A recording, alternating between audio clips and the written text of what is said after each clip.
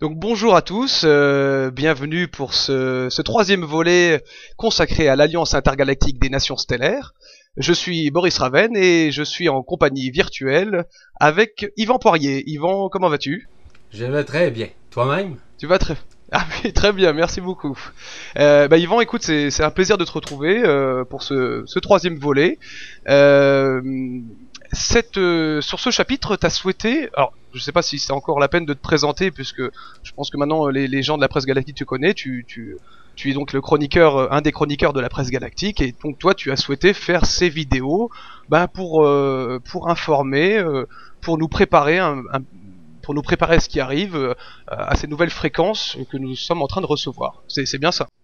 Exactement. Et c'est les choses actuellement qui se produisent à travers la Terre, à travers notre système solaire, à travers la galaxie, ainsi qu'à travers nous. D'accord, ok. Ok. Et donc toi, bon, je le répète hein, pour ceux qui commenceraient par ce troisième chapitre, tu l'as déjà expliqué dans le deuxième et le premier. Donc toi, tu canalises ces informations, tu les partages avec nous, et surtout comme tu me l'as expliqué, tu nous l'as expliqué dans le deuxième chapitre, tu préfères le mot vibraliser. C'est bien ça. Exactement. Et pourquoi la vibralisation? On sait que vibraliser, c'est relié au mot vibralisation, donc vibral, donc les fréquences vibratoires. Parce que le mot canalisation a été vraiment, si vous voulez, pas respecté, on pourrait dire, dans son terme, Hmm. comme en tant que processus, si tu veux, de canalisation, de médiumnité, etc. Donc, on a massacré un peu le terme canalisation et les gens aussi qui en ont fait peut-être une appropriation. Ce qui fait en sorte que ça l'a énormément diminué au processus, si tu veux, de compréhension. Et c'est pour ça que j'ai, si tu me permets l'expression, inventé, c'est une façon de parler de dire inventé, là, mais c'est un néologue, c'est-à-dire un nouveau mot qui s'appelle vibralisation, qui est plus clair pour moi et certes qui le sera probablement davantage pour ceux et celles qui regarderont la vidéo ou quand ils écouteront par exemple un audio. D'accord. Ok. Alors, on va commencer un petit peu sur ce chapitre 3. Le chapitre 3, t'as souhaité, alors tu m'as écrit un petit peu en amont l'enregistrement, t'as souhaité nous parler du conclave des archanges, pour commencer. Alors moi j'aimerais que tu m'expliques un petit peu ce que tu entends par conclave, exactement.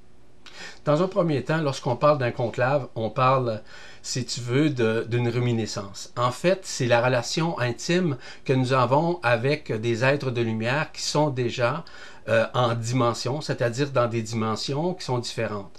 On peut parler notamment, par exemple, des archanges qui font partie de la 18e dimension. On peut parler également des maîtres ascensionnés ainsi que, par exemple, du conclave des anciens, des 24 anciens, lesquels j'aimerais Mhm. peut-être plus amorcer pour débuter, pour pouvoir terminer, si tu me permets, avec les archanges. Pourquoi? Parce que les 24 anciens sont interreliés, comme tu sais, en vibration, en relation multidimensionnelle avec les archanges. Donc, ce qui va D'accord. permettre de faire un lien, si tu me permets l'expression encore une fois, de ce processus multidimensionnel dans lequel je vais amorcer cette rencontre virtuelle que nous partageons en ce moment même. Or, Ok. évidemment que, mais dans un premier temps, si tu me permets, on me demande de faire un petit message qui provient nécessairement des fréquences multidimensionnelles d'Isis Marie en tant que telle. Euh, D'accord. au cours Au cours des dernières semaines, nous avons eu quelques questions relativement au processus multidimensionnel en ce qui a trait aux fréquences de Isis Marie. Évidemment que j'ai répondu à ces fréquences-là parce qu'il y a des gens qui ont encore un peu de difficulté à accueillir le fait biblique de ce monde en disant que Marie, Isis, c'est du passé, ça n'existe pas dans la réalité, etc., etc. Donc, j'ai expliqué dans mes réponses quelle était la raison pour laquelle nous utilisions forcément, dans un sens, les mots Isis et Marie pour simplement expliquer qu'il faut faire ce qu'on appelle des interrelations entre ce que nous connaissons de la Bible et de d'autres dimensions, et afin que les gens puissent se référer aux choses. Cependant, on sait qu'Isis-Marie n'a rien à voir avec ce qu'on appelle l'histoire en tant que telle, mais bien dans une multidimensionnalité, parce que Isis-Marie est, comme je le répète, la partie féminine de la source. Cette partie féminine-là, que évidemment nous avons tous à l'intérieur de nous et que nous avons un peu de difficulté à reconnaître. Donc, en passant, peut-être un petit message en terminant face à ça, je vous dis qu'au cours des prochaines semaines, il va y avoir des chroniques qui vont être traitées uniquement sur la reconnaissance multidimensionnelle de soi. Donc, je le révèle immédiatement, c'est en fonction, ça va être bientôt publié. Pourquoi? Parce que ça va nous permettre de comprendre quelles sont en nous ces fréquences-là, et on doit apprendre et surtout comprendre pourquoi on doit les reconnaître. Donc, fin de ma petite annonce, si tu me permets. Donc, pour terminer avec l'histoire d'Isis-Marie, c'est que son approche, son annonce, va nous permettre un réveil final, qui va nous permettre de vibrer, non pas nécessairement avec l'extérieur, mais avec notre intérieur, avec notre source intérieure, qui est une interrelation multidimensionnelle avec la source, avec la galaxie. Quand on parle de la galaxie, on parle de la source centrale d'Alcyone.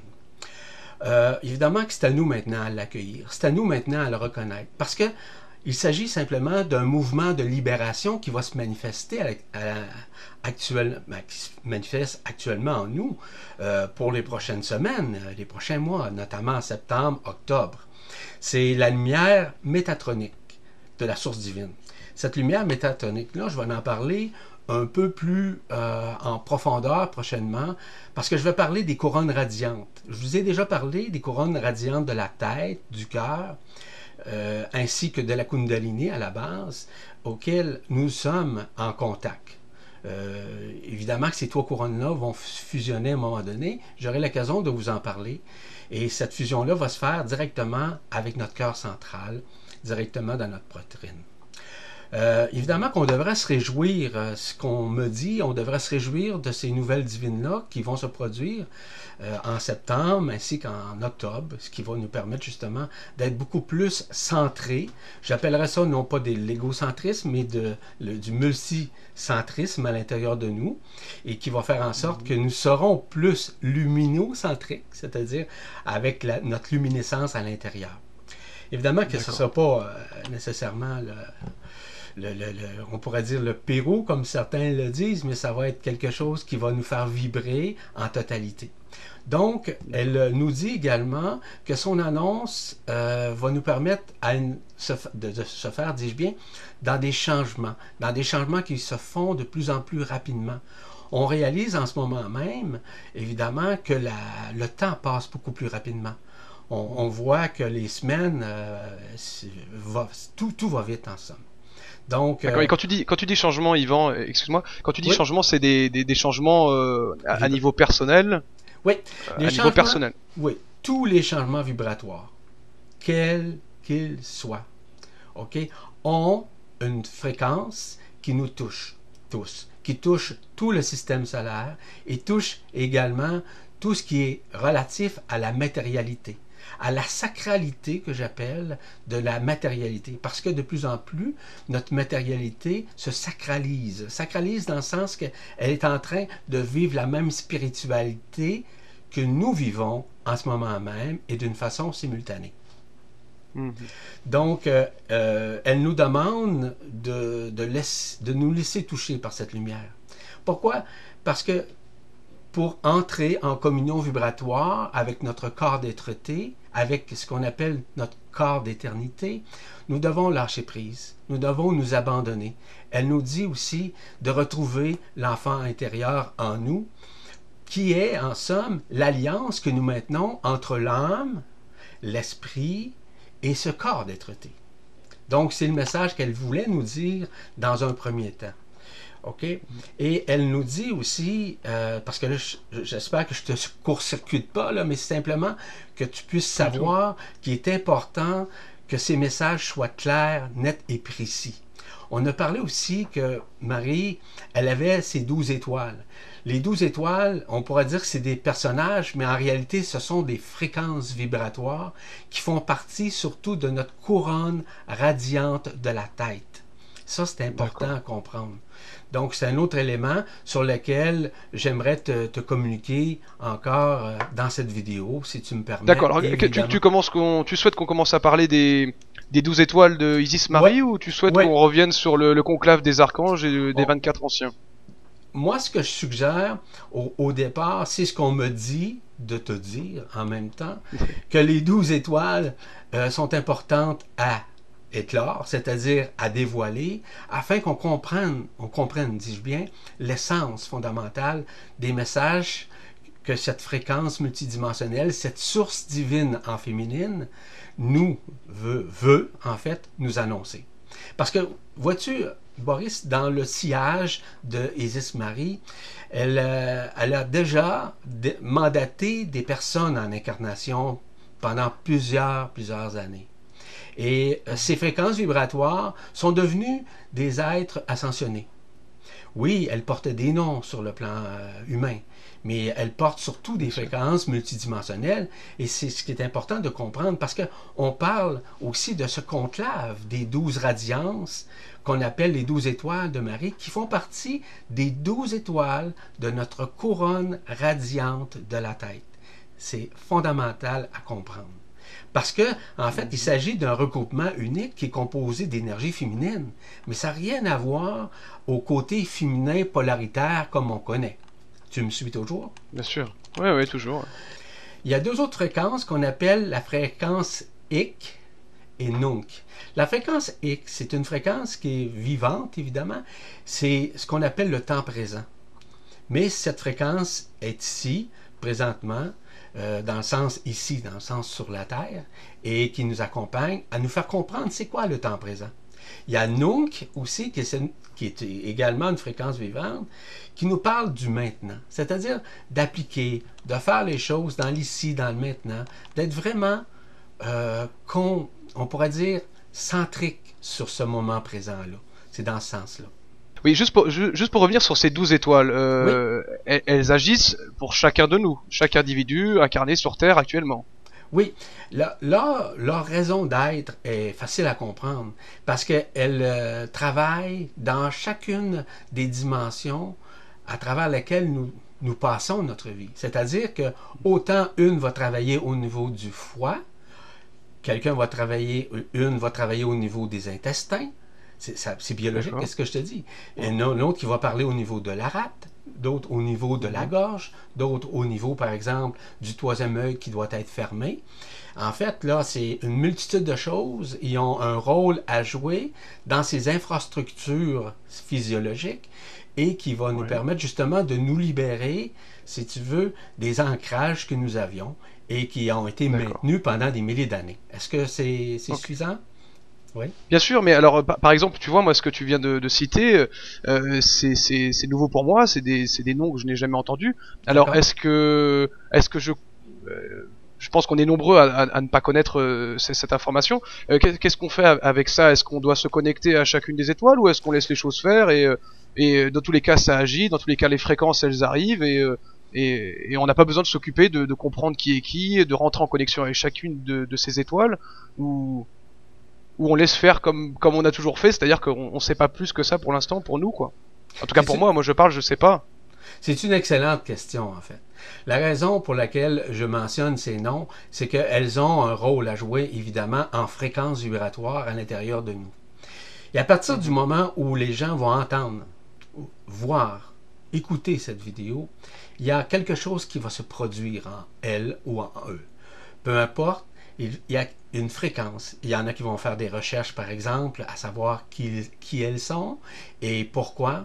Mais elles vont réaliser, ces personnes, qu'elles sont connectées vibratoirement avec ces êtres-là, qui font partie, par exemple, de l'effervescence de la lumière. De la lumière, ce qu'on appelle la source divine, mais du côté féminin. Et ça n'a rien à voir au côté masculin dans le sens que est-ce que les hommes peuvent avoir autant de cette relation multidimensionnelle? Tout à fait, au même titre, au même niveau. Mais cette structure d'énergie, de fréquence, permet justement l'élévation de la conscience des gens, mais aussi de la multiplication, si tu veux, des énergies qui va permettre de libérer les infrastructures biologiques, les infrastructures physiologiques à l'intérieur des gens, afin que les gens puissent se connecter davantage à leur corps d'être-té, à ce qu'ils sont fondamentalement à l'intérieur d'eux. Est-ce que tu me suis? Donc, oui, ouais. les gens peuvent effectivement entrer en contact, surtout en communion avec ces êtres-là, parce que ces êtres-là sont multidimensionnelles, il va de soi, mais elles sont omniprésentes. Elles sont omniprésentes non seulement dans l'air, elles sont omniprésentes dans nos cœurs. Et elles sont présentes plus que nous l'imaginons même. Pourquoi? Mais je le répète, ça n'a rien à voir avec des personnages. Ok, je le répète encore une dernière fois. Pourquoi? Parce que les gens vivent ou coexistent à partir du moment où ils pensent que ce sont des structures physiques et ce sont des vieux maîtres ou des personnes qui sont assassonnées auxquelles ils doivent se connecter sur un plan, on va dire, humain. Non, pas du tout. C'est des fréquences multidimensionnelles. Et ces fréquences-là, nous devons simplement communier avec. On n'a pas à entrer en contact avec le personnage en tant que tel. Bien mais sûr. simplement C'est bien de le préciser. Hein. Oui, c'est tout à fait ça. Parce qu'ils font partie, si tu veux, du monde multidimensionnel de 11e dimension, pour terminer. Très bien, tu voulais rebondir tout à l'heure sur le conclave des 24 anciens. Oui. Oui, vas-y, dis-nous un petit peu. Oui, en fait, le conclave des... Oui, ben tout à fait. Le conclave des anciens, on les appelle, c'est une conscience unifiée. Vous avez peut-être entendu parler des Melchisédek. Les Melchisédek, pour la majorité, sont des enseignants, sont des instructeurs qui sont ici et qui sont des ancreurs de la lumière à travers notre système solaire, ainsi qu'à travers les autres systèmes solaires, à travers les multivers et les univers. Or, leur travail, c'est simplement de faire de l'ancrage à l'intérieur de nous. Évidemment, un peu comme les 12 étoiles, ce sont des êtres de lumière qui, de leur part, font un travail aussi d'ancrage de la lumière. Il y a deux structures. Nous avons les conclaves des anciens qui travaillent en 11e dimension, et nous avons également le conclave de l'intraterre qui travaille dans l'intraterre à l'intérieur de la 5e dimension. Ils travaillent parmi, par exemple, les humanoïdes, évidemment, que nous sommes, ainsi que parmi les delphinoïdes. Parce qu'il y a des humains sur la Terre qui sont des Melchisédek. Donc, ces Melchisédek-là ont un travail à faire d'enseignement, de répondre à des questions, etc. En fait, c'est leur rôle. Ainsi, au niveau de ces 24 anciens, sont regroupés par groupe de 6. Pourquoi en groupe de 6? Parce qu'il existe 4 groupes de 6 qui fait en sorte que 6 fois 4 égale 24, comme on sait. Chacun des groupes de 6 constitue à lui un ensemble hexagonal de lumière. L'hexagone est ce qu'on appelle l'infrastructure de la lumière. C'est l'infrastructure de l'amour vibral. Ce qui fait en sorte que lorsqu'on voit un élément hexagonal, et pour te donner un exemple, on sait que les abeilles travaillent avec une ruche, et cette ruche-là, comme par hasard, qui n'est pas un hasard, sont des structures hexagonales. Donc, ces 4 groupes hexagonaux de lumière sont associés et forment une conscience unifiée au sein du conseil qu'on appelle les 24. Les 24 anciens, certains les appellent les 24 vieillards, peu importe. C'est eux qui sont les représentants dans l'unification de la lumière en tant que telle. Et leur rôle, évidemment, c'est de coexister avec nous dans la lumière et aussi de libérer les voies de la lumière à ce qu'elles se fusionnent, s'effusent à travers notre système. Il y a un terme indien qui s'appelle le Ayot HaKodesh qui signifie, par exemple, en 4 vibrations. Donc, on a la vibration de l'air, on a la vibration de l'eau, on a la vibration du feu, ainsi que la vibration de la terre. Ce qu'on appelle l'Ayot HaKodesh est ce qu'on appelle ce regroupement-là, qui est évidemment Par exemple, tu as 6 fréquences, OK, multidimensionnelles des 24 anciens, donc 6 anciens qui sont reliés à l'eau, d'autres 6 anciens à l'air, 6 anciens au feu, 6 anciens évidemment à la terre. Donc, ils ont un travail à faire, comme je te dis, d'effusion de lumière, mais ça entre guillemets un peu comme un contrôle, mais surtout le fait de faire vibrer la lumière au sein de notre corps d'être-té. Maintenant, évidemment que ce conclave des 24 anciens est sous un commandement. On n'a pas le choix. Il y a quelqu'un qui fédère tout ça. Et celui qui fédère tout ça, c'est Omram Mikhaël Evanov, qu'on a connu ici sur la Terre. Évidemment, de son vivant, c'est un être qui est venu ici pour enseigner. Il est ce qu'on appelle un Ayot Kodesh du feu. Donc, c'est un être de feu qui doit travailler multidimensionnellement, si tu veux, avec ses énergies qui sont totalement unifiées. Et c'est lui, en somme, là, qui dirige, on pourra dire, la barque, si tu me permets l'expression. Et pour te donner historiquement, il a été l'alchimiste de tous les temps qu'on a connu Merlin, pour ceux qui ne connaissent pas. Donc, ça a été Merlin, donc c'était un grand alchimiste. Omram a été mandaté historiquement par Orionis. Orionis, qui était-il en fait sur la Terre? Nous avons eu un autre maître qui est venu sur la Terre qui s'appelait Peter Denov, peut-être que vous avez entendu parler, qui avait comme but, durant sa présence sur la Terre, en fait, la libération des âmes humaines, pour que les âmes puissent reconnaître et se voir plus dans la multidimensionnalité que dans les formes astrales où ils étaient attirés lors de leur mort. Donc, c'est grâce à la révélation de la vérité, ce qui a permis nécessairement de comprendre et aussi l'essence fondamentale de la libération des âmes. Donc, dans le conclave, disons que je ne veux pas m'attarder sur une liste exhaustive, là, mais simplement pour t'en parler de quelques-uns qu'on a entendu parler beaucoup. Lorsqu'on parle, par exemple, de Sri Aurobindo, qui est un des leaders, si tu veux, qui est un ancien de l'Inde, en fait, qui était un philosophe, un poète, un grand écrivain, évidemment, spiritualiste. Lui, c'est ce qu'on appelle un Melchizedek de l'air.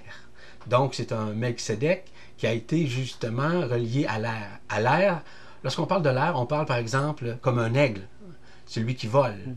Donc, il a en même temps, évidemment, les autres éléments en lui, que ce soit la terre, le feu ou encore l'eau. Mais il a préséance nécessairement, dans sa qualité vibratoire, de travailler beaucoup plus avec l'air. En somme, là, Sri Aurobindo a été l'apôtre Jean.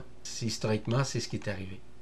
On a connu aussi Jiddu Krishnamurti, qui est un grand philosophe, évidemment, qui a enseigné un peu partout, notamment en Inde, mais aussi en Californie.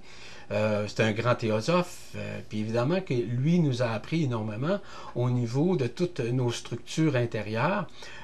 Par exemple, énormément au niveau de ce qu'on appelle la méditation en tant que telle. Lui nous a enseigné beaucoup plus de focaliser, de mettre notre focalisation sur l'attention, être attentif à la conscience, mais être attentif à tout ce qui nous entoure. Donc, Krishnamurti, pour te faire une histoire rapide, c'est ça. Il y a eu aussi, peut-être que tu as entendu parler un des grands écrivains qui s'appelle Nicolas Flamel, qui est un autre maître ascensionné, dis-je bien, et qui est un écrivain public, un homme très connu, un grand philosophe. Et lui a travaillé beaucoup plus ce qu'on a connu sur la pierre philosophale, qui permettait justement de transmuter ce qu'on appelle les métaux. Donc, le métal en or en tant que tel. Évidemment, c'est un grand alchimiste. Lui nous aide surtout à comprendre, à alchimiser, si tu me permets l'expression, les contreparties de la conscience qui ont été endormies. Ce qui fait en sorte que c'est beaucoup plus facile de comprendre. Il y a aussi, pour certains qui connaissent le maître Osho, qui est un grand guérisseur spirituel, évidemment. Mais lui, son rôle, c'était surtout d'extraire, si tu veux, la compréhension de la lumière qui était face à l'ombre. pour permettre de faire grandir la lumière, la compréhension, les fréquences à l'intérieur de nous. Donc, il était un peu comme, entre guillemets, là, mais ça entre guillemets, le combattant entre l'ombre et la lumière, qui nous a permis justement d'élever le taux vibratoire de notre âme afin que, tôt ou tard, cette âme se tourne vers l'esprit. On a eu un autre aussi qu'on appelle le maître Philippe de Lyon, qui est un autre, évidemment, personnage très connu en France, notamment, qui est un grand mystique, qui est un guérisseur français. Lui, là, il nous a surtout parlé du Christ. C'est je dirais, un porte-parole du Christ, dans le sens à quel point lui, il a pu le vivre lorsqu'il était, par exemple, lorsqu'il travaillait comme guérisseur. Il y avait évidemment cette fréquence-là. Alors attends, Yvan, juste Oui. j'ai une petite question sur ce groupe des 24 anciens. Absolument. Il est formé depuis la nuit des temps, parce que si Ouais. nous sommes tous des êtres multidimensionnels, c'est-à-dire qu'ils peuvent être dans ce groupe, dans ce conclave des anciens, et en même temps être incarnés sur Terre à une période bien précise. Donc Oui. ce groupe n'a jamais bougé, ou il a évolué, certains sont rentrés, d'autres sont sortis, quoi. Comment ça s'est passé? Au départ, ces êtres-là ont tous été incarnés. Tous été incarnés. Ces personnages-là ne sont plus ici. Cependant, il y a certaines personnes qui les canalisent. Il y a certaines personnes qui sont en vibralisation avec eux afin justement de rétribuer davantage la conscience humaine à ce qu'elle se dévoile, à ce qu'elle devienne beaucoup plus multidimensionnelle, parce qu'on sait que la conscience humaine, c'est une conscience qui a été falsifiée depuis des centaines de milliers d'années. Donc maintenant, leurs rayons, leurs vibrations sont omniprésentes, et je le rappelle, la présence, elle est multidimensionnelle dans notre cœur, dans notre centre de la poitrine en tant que tel. Je pourrais t'en parler longuement, mais pour moi, c'est pas vraiment nécessaire que je continue dans ce processus-là. Cependant, j'invite toujours les gens, si ces gens-là désirent avoir plus d'informations, ben, ils ont seulement qu'à m'écrire. Exactement. Ils ont seulement Bien qu'à sûr. écrire leurs questions, puis il nous fera plaisir d'y répondre au meilleur de ce que nous sommes. Mais au jour d'aujourd'hui, c'est bien ça, on n'a pas besoin de savoir, en tout cas qui ils étaient incarnés, c'est pas le plus important. Aujourd'hui, ils sont Non. là, c'est des fréquences, et il faut surtout pas s'arrêter à ce qu'ils étaient quand ils étaient incarnés dans la matière. C'est surtout ça. C'est très bien que tu le précises ainsi, puisque les gens ont une tendance, mais comme je le mentionnais dans certains de mes écrits, il est fondamental de faire ce qu'on appelle des liens avec l'existence de certains êtres, de certains prophètes qui sont passés sur la Terre. Donc, si tu me permets, on peut continuer aussi, là, on peut peut-être passer au conclave, par exemple, des archanges. Des archanges, bien sûr. C'est ça. Combien sont-ils, eux, à peu près? Ben, en fait, on se base actuellement sur les 7 archanges principaux. C'est principal. OK? Oui, qui sont des fréquences. Bon, au départ, là, les fréquences archangéliques sont de 18e dimension, je le signalais un peu plus tôt. Cette dimension-là, c'est une dimension où, lorsque nous sommes en fusion, lorsque nous vivons l'ascension, nous avons accès. Mais avant tout, il y a d'autres dimensions auxquelles nous avons accès à partir du moment où la fusion a été faite, où la fusion a été accomplie en tant qu'être de lumière, et à partir du moment où nous sommes en communion vibratoire avec notre corps d'être-té, communément appelé notre corps céleste, notre corps d'éternité, peu importe, là, le corps d'être-té, c'est un corps d'éternité, donc il est éternel. Contrairement, Et par juste exemple, excuse-moi, juste pour préciser, Ouais. tu dis que ce conclave des archanges est en 18e dimension, pardon, Ouais. et nous actuellement, nous sommes en 3e dimension, on est bien d'accord. Exact. Donc, Notre troisième c'est quand même, dimension, c'est extrêmement dur en tout cas pour mon mental, d'imaginer ce que peut être la fréquence de 18e dimension. Ça doit être quelque chose d'assez assez particulier. tout à fait. Je peux te dire, je peux confirmer aussi, probablement qu'au cours des prochaines semaines, nous aurons l'occasion de parler des dimensions, de leurs fréquences, et comment ces dimensions, qui sont intercalées les unes dans les autres, sont fabriquées sur un plan multidimensionnel, sur un plan énergétique, sur un plan dimensionnel, évidemment, afin de comprendre quelles sont leurs fréquences, quels sont leurs sons, quels sont, on pourrait dire, tout ce qui est relatif à leurs ondes en tant que telles, lorsqu'on rentre en communion avec ces dimensions qui sont multidimensionnelles, parce qu'elles sont intercalées, comme je te le mentionnais, un peu comme des poupées russes, si tu me permets l'expression. Ouais. Donc, c'est Ouais, ça qui est... ouais. Donc, on va comprendre à ce moment-là qu'on a accès multidimensionnellement à toutes ces dimensions. On peut le faire à la fois en même temps, comme on peut le faire d'une façon subdivisée. Parce que là, il nous reste à peu près 5 minutes. Ouais. Qu'est-ce que tu peux me dire, nous dire de plus sur le conclave justement des archanges pour terminer? Au départ, évidemment, qu'ils sont sous la gouverne vibratoire de Christ Michael, que je vous ai déjà parlé, qui se trouve à être l'archange, qui est évidemment dans l'univers, le prince et le régent des milices célestes. On en a déjà un peu parlé. Il émane ce qu'on appelle le feu de l'Esprit Saint, de la vérité. En fait, ce feu-là de l'Esprit Saint a été communié sur la Terre le 18 août 1984. J'aurai l'occasion probablement d'en parler lorsque je vais parler des dimensions, puisqu'il y a des éléments relativement importants que je dois dévoiler à ce moment-là. Je ne sais pas de quelle façon, mais peu importe, ça va se faire. Pour continuer, si tu veux, sur Christ Michael, évidemment qu'il est ici pour déchirer le voile, parce qu'il est en ce qu'on appelle le logos dans le soleil, le chef de ça, en fait, qui va nous permettre de briser les voiles, autant de la peur, du doute, de la duperie, évidemment, du mensonge cosmique, comme certains l'appellent. Donc, il a du boulot en ce moment, quoi. Il y a beaucoup de boulot, mais il est, on pourrait dire, le chef d'œuvre de ça. C'est une autorité suprême, il va de soi, parce que sa parole, c'est le verbe qui se fait chair, comme on connaît.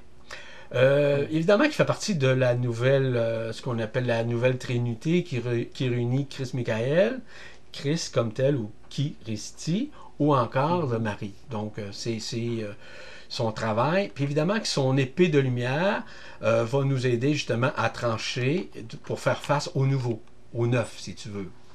Il y a aussi ce qu'on appelle l'archange Métatron, qui est mieux connu sous l'archange Sadalphon.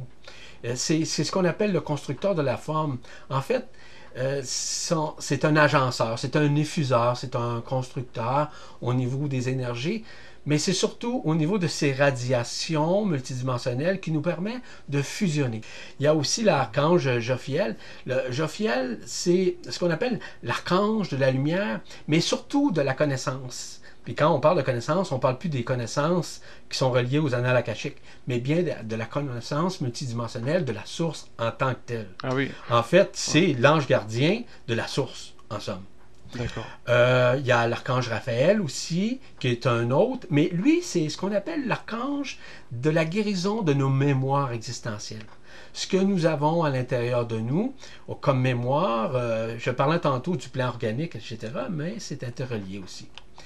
Il y a l'archange Gabriel, qu'on a sûrement entendu parler comme étant le messager, par exemple. Il nous prépare, en fait, à vivre dans notre cœur cette fondation-là que nous sommes. Parce qu'il est l'ambassadeur qui va nous permettre justement d'ouvrir notre cœur. Il y a l'archange Anaël aussi, qui est une autre alliance, qui est reliée à l'amour, qui est un autre ambassadeur de ce conclave-là, qui permet de coordonner l'œuvre du Père de la source. Parce qu'on sait très bien, que la source est pas subdivisée quand elle est unifiée, mais elle a un côté masculin et féminin qui n'a rien à voir avec ce qu'on parle du genre humain. Mais c'est une source multidimensionnelle qui nous permet de fusionner de ce qu'on peut appeler de l'androgyna à l'intérieur de nous. Donc son rôle, c'est simplement de démystifier ça. On a connu aussi l'archange Uriel, qui intervient juste avant, par exemple, Métatron dans chacune de ses fréquences et qui sera présent à ce moment-là, surtout, et qui se fait actuellement également, lorsque les processus d'ascension multidimensionnelle vont se créer. C'est en fait une grande manifestation et sa présence, évidemment, va précéder l'annonce de Marie.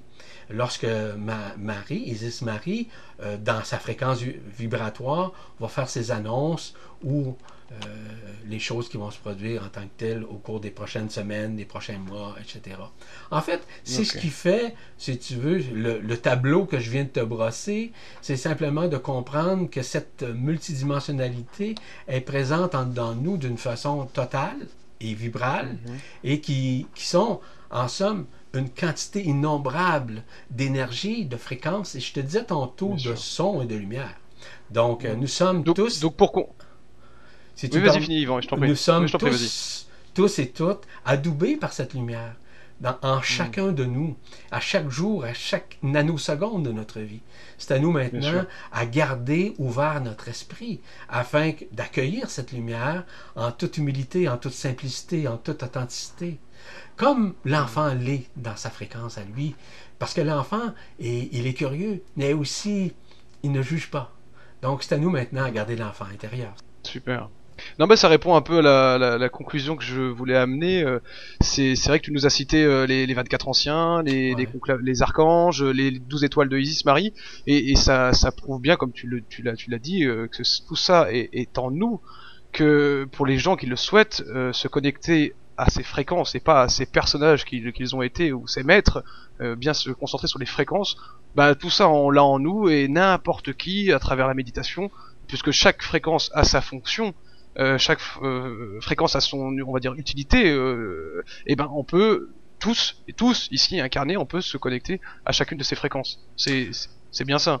C'est ce que j'aime ici, c'est que c'est pas réservé à une élite ou à des gens qui peuvent que canaliser, ou des gens qui ont des dons de clairvoyance ou de clairaudience, et il suffit juste de revenir en nous, faire une introspection, méditer, et toutes ces fréquences on les a, on n'a plus qu'à les connecter. C'est aussi simple que ça en fait. J'aurais pas pu expliquer ça avec autant d'éloquence. Merci beaucoup. C'est tout à fait ça. C'est tout à fait ça. De toute façon, je suis pas là pour te charmer, mais simplement pour te parler comme tu es. Je te remercie beaucoup. C'est très bien expliqué, très bien exprimé. Ok, alors Yvan, juste pour conclure, vraiment finir, parce que voilà, les vidéos, il faut qu'on a un timing. Oui. Le chapitre 4, t'as une petite info à me donner sur Écoute, le chapitre 4? Je pense sincèrement qu'il y a eu un message tantôt qui nous a été transmis et qui t'a été également transmis en ce qui a trait probablement à la multidimensionnalité. Donc, la multidimensionnalité, sur quoi on peut s'attendre et de quelle façon on peut rejoindre cette multidimensionnalité qui est effectivement en nous, et peut-être d'élaborer un tant soit peu sur les dimensions, leurs fonctions, ainsi que leurs fréquences. Peut-être que ce serait un sujet fort éloquent à parler, à communiquer. Eh bien, moi, ça me plaît bien. Ça me plaît bien. D'accord. Eh ben, écoute, Yvan, je te souhaite une bonne journée. Et je te dis à la prochaine fois, donc pour le chapitre 4. J'espère que ça a plu à tout le monde, et que vous avez reçu ça avec autant de plaisir que moi. Et j'espère que pour toi, Yvan, ça a été. Tu nous as dit tout ce que tu avais à nous dire, tout ce que tu avais vibralisé, comme tu dis. Exactement.